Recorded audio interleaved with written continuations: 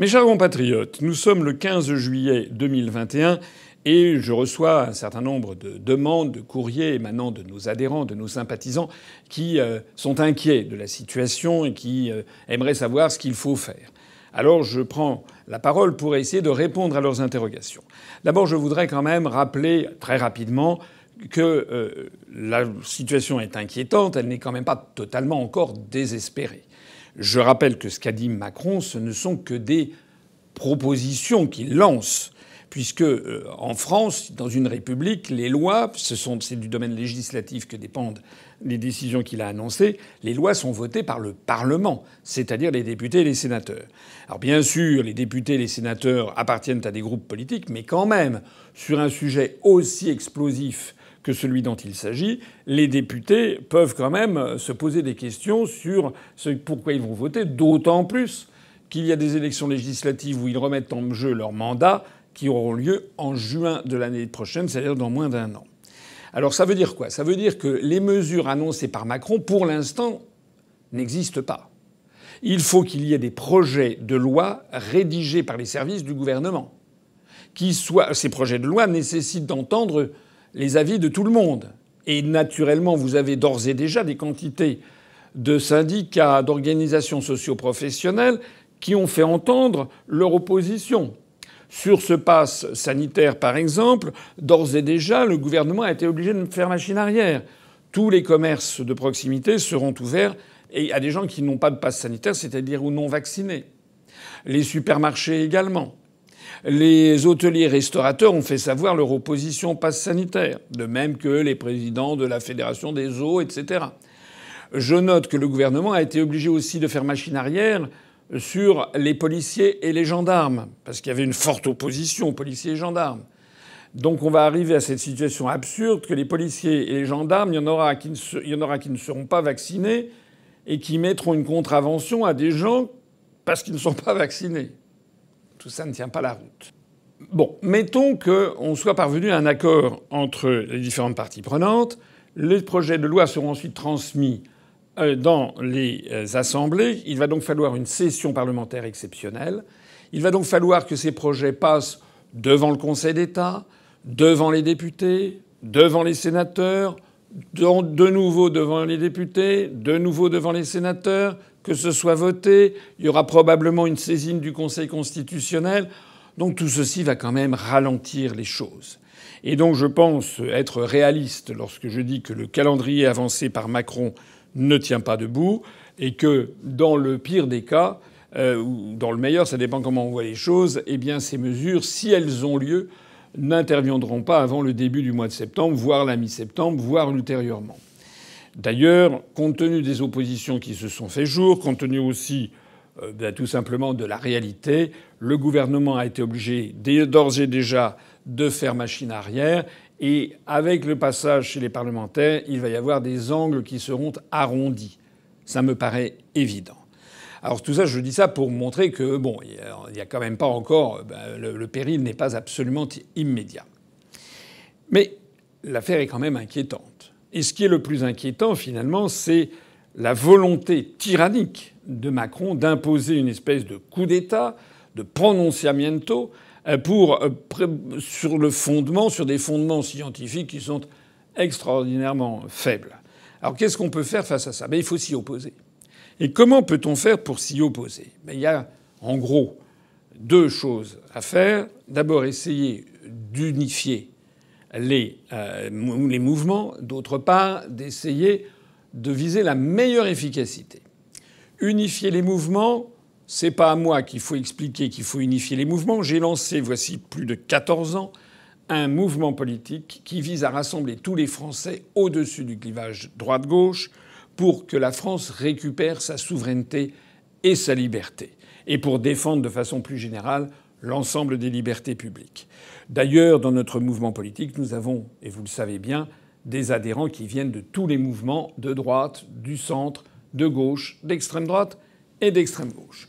Donc nous sommes évidemment tout à fait partisans de l'union, comme d'ailleurs je l'avais montré le 31 janvier 2020, lorsque nous avions organisé, mais après des semaines et des concertations avec les autres partenaires pendant des semaines pour élaborer cette soirée du 31 janvier 2020 pour fêter le Brexit, où il y avait un grand nombre de responsables de droite, du centre et de gauche qui étaient venus. Alors si je le dis, c'est pour insister sur un élément important qui est que l'union est un combat, comme disait Mitterrand. Pour faire l'union, il faut que ce soit de façon fair-play, avec bienveillance et quand on prévient les gens à l'avance. Voilà. Je le dis d'ailleurs, puisque certains m'interrogent sur ma participation personnelle à la manifestation organisée par M. Philippot samedi prochain. M. Philippot ne m'y a pas invité. Voilà. Il a annoncé à la cantonade que tout le monde était le bienvenu, mais ça, c'est se moquer du monde.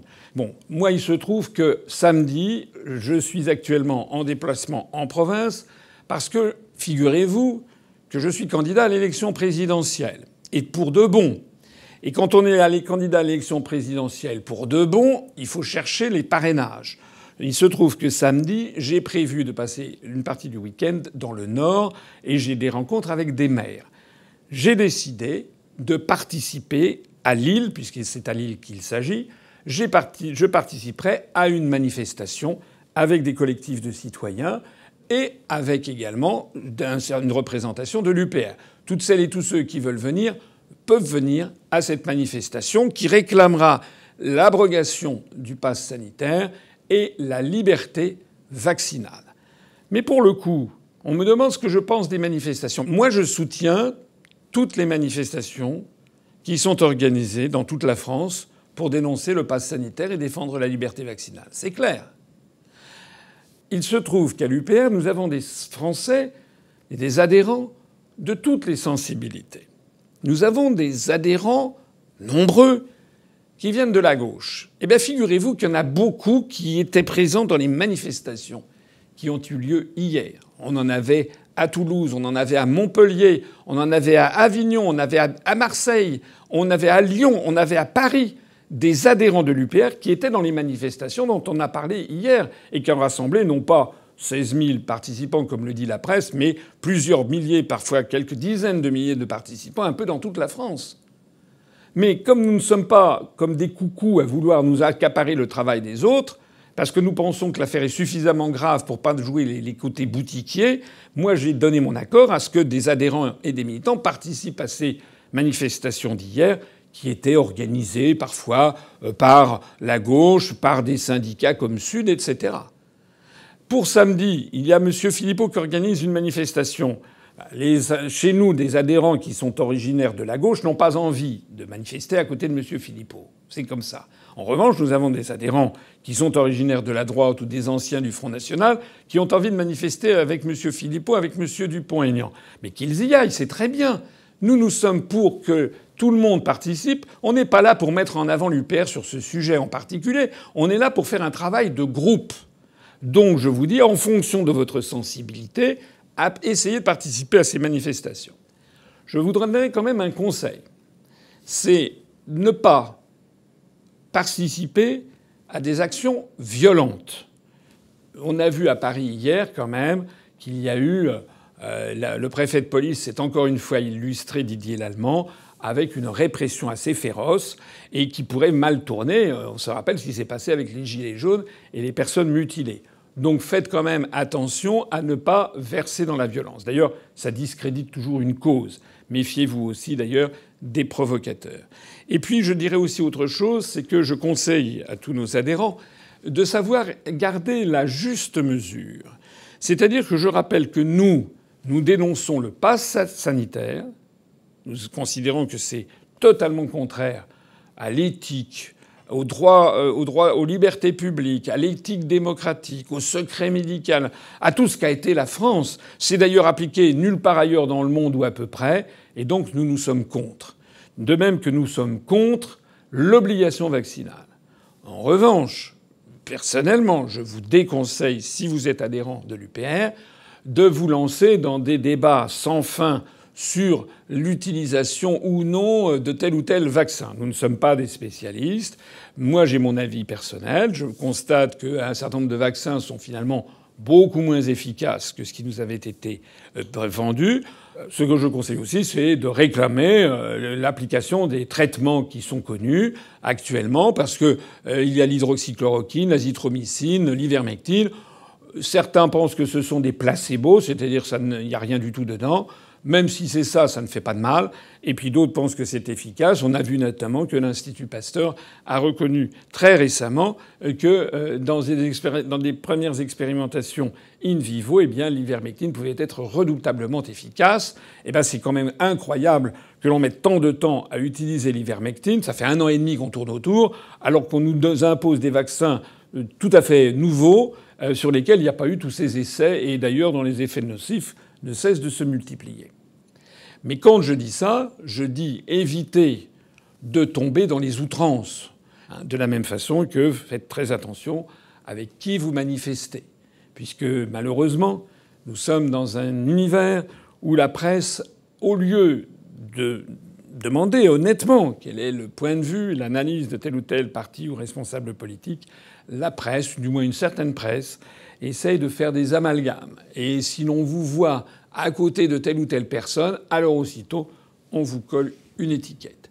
Sous toutes ces réserves-là, eh bien, participez à toutes les manifestations possibles et imaginables en France. Manifestations citoyennes, manifestations de gilets jaunes, manifestations organisées par des syndicats de gauche, manifestations organisées par des responsables de droite ou d'extrême droite. Si vous le voulez, allez-y, mais restez UPR.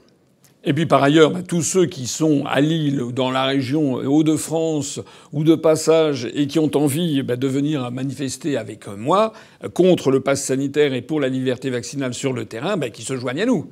Ils seront les bienvenus. Alors je crois que ça commence, c'est prévu aux alentours de 10h du matin dans le centre de Lille. On m'a dit près de la place de la République. On va vous mettre sur Internet, sur notre site, le lieu précis. Eh bien, j'espère qu'on sera quand même un certain nombre sur place. Dans ce cadre d'ailleurs d'une manifestation où on pourra peut-être, on verra, voir si il peut y avoir fusion des manifestations avec éventuellement d'autres cortèges. J'en profite pour signaler et redire que moi je circule en France, notamment à la recherche des parrainages. J'en profite pour lancer ici un appel à toutes celles et tous ceux qui m'écoutent. Vous savez que pour être candidat à l'élection présidentielle, il faut avoir plus de 500 parrainages de maires et que c'est très difficile pour les avoir. Nous avons commencé avec nos équipes depuis maintenant 2 ans. Voilà. Et donc nous avons suffisamment de promesses pour envisager l'avenir avec beaucoup d'espoir. Ça marche bien. Mais nous n'en avons pas suffisamment pour pouvoir être assurés d'avoir tous les parrainages. C'est la raison pour laquelle toutes celles et tous ceux qui veulent nous aider parce qu'ils connaissent, ils ont un ami, quelqu'un qui est maire par exemple, ou qui est conseiller général, qu'ils connaissent, ou si eux-mêmes, si vous-même vous êtes maire par exemple, si vous êtes détenteur du pouvoir de parrainage, contactez-nous. Écrivez-nous sur notre adresse courriel, sur le site de l'UPR. Évidemment, on vous répondra au plus vite. Et d'ailleurs, je poursuivrai ces actions à travers la France dans les semaines qui viennent. J'ai prévu d'autres déplacements. Et donc, si nécessaire, je participerai à des manifestations un petit peu partout, là où elles se dérouleront. Je voudrais dire encore, et pour conclure, que les manifestations, c'est quelque chose de formidable pour montrer d'abord au cercle dirigeant et à l'ensemble des Français que nous ne sommes pas seuls, qu'il y a du monde avec nous, qu'il y a la force, une certaine force populaire qui est là et qui est présente. Ça permet aussi, et c'est d'ailleurs la raison pour laquelle personnellement j'irai à Lille, ça me permet de manifester, parce que moi aussi j'ai envie de dire ce que je pense, j'ai envie de crier dans la rue. Mais vous savez qui je suis. Vous savez que je suis quelqu'un qui réfléchit. Je suis quelqu'un aussi qui essaye de trouver le mieux pour mes concitoyens. Comment agir de la façon la meilleure, la plus efficace. Eh bien, je suis obligé de reconnaître que la participation à des manifestations trouve ses limites. On a vu que des gens manifestent depuis des mois et des mois contre, par exemple, le pass sanitaire ou contre la politique du gouvernement sur la Covid-19 ou pour réclamer. On a depuis des mois des gens qui manifestent. Et non seulement ça n'a pas fléchi d'un iota, Macron et son gouvernement, mais on a même l'impression que ça les a excités pour qu'ils fassent pire. Donc force est de constater que ces manifestations ne sont pas inutiles, encore une fois. Hein. Elles montrent la colère populaire, mais je ne suis pas sûr qu'elles vont aboutir au retrait du projet de Macron. C'est la raison pour laquelle, comme je vise à l'efficacité, je vous conseille, si vous ne pouvez pas manifester, ou si vous pouvez manifester mais que vous avez du temps libre, encore il n'y a pas beaucoup de temps libre nécessaire, je vous conseille de prendre contact avec votre député. Il est là pour ça, le député de votre circonscription, quelle que soit sa couleur politique. Prenez contact avec votre député, vous appelez sa permanence, vous lui écrivez par Internet, vous trouverez tout ça très facilement sur Internet ou sur le site de l'Assemblée nationale. Et puis, si vous pouvez aussi lui écrire une lettre. Nous avons mis en ligne sur notre site upr.fr une lettre type dont vous pouvez vous inspirer. Vous n'êtes pas obligé de la reprendre comme ça. Vous pouvez écrire par vous-même. Je préfère d'ailleurs que les gens s'expriment par eux-mêmes. Parce que si un député reçoit 50 fois la même lettre, il va se dire bon, c'est toujours la même chose qui est derrière. Donc vous pouvez modifier la lettre, vous pouvez y ajouter ce que vous voulez. Restez toujours très poli. Mais le projet que je vous ai mis en ligne, il vise à quoi? Il vise à faire en sorte que chaque député de France reçoive maintenant, dès maintenant et dans les semaines qui viennent, 5, 10, 15, 20, 30, 50, 70, 100, 200, 300, 500 lettres, 1000 lettres d'administrés qui disent « Si jamais vous votez pour ces lois liberticides, on ne vous ratera pas aux élections législatives de juin 2022. Nous ferons tout pour que vous soyez battus. » Ben ça, je vais vous dire, ça c'est efficace. Parce que là, il ne s'agit pas de crier dans la rue, là vous attaquez directement au portefeuille le député, celui qui va voter ou qui ne va pas voter le projet de loi de Macron. Et je vous ai mis aussi un projet de loi pour contacter les sénateurs. Alors on connaît moins les sénateurs parce qu'ils ne sont pas élus au suffrage universel direct, ils sont élus par des grands électeurs, mais les sénateurs, il y en a un ou plusieurs par département, ils jouent un rôle aussi dans le processus législatif. C'est la raison pour laquelle aussi je vous suggère d'écrire à votre sénateur. Quand je dis écrire, ça peut être soit lui envoyer par la poste avec un timbre, soit aller lui déposer à sa permanence, soit envoyer ça par Internet à son secrétariat. Mais vraiment, je vous incite à le faire. Parce que je commençais cette vidéo et je vais conclure de la même façon. J'ai dit qu'il y a des socioprofessionnels qui sont intervenus pour justement empêcher que telle ou telle mesure soit prise contre eux. Par exemple, les policiers et les gendarmes ont obtenu que le pass sanitaire ne s'applique pas à eux. Mais ils ne l'ont pas obtenu en manifestant. Ils l'ont obtenu parce que leurs syndicats sont allés voir directement le ministre concerné, M. Darmanin. Il y a dû avoir des menaces probablement sur le thème. Si vous vous attaquez aux policiers ou aux gendarmes, eh bien, vous pourrez vous faire cuire un œuf si vous avez besoin des forces de l'ordre pour protéger un régime honni par la population. C'est la même chose que je vous propose de faire.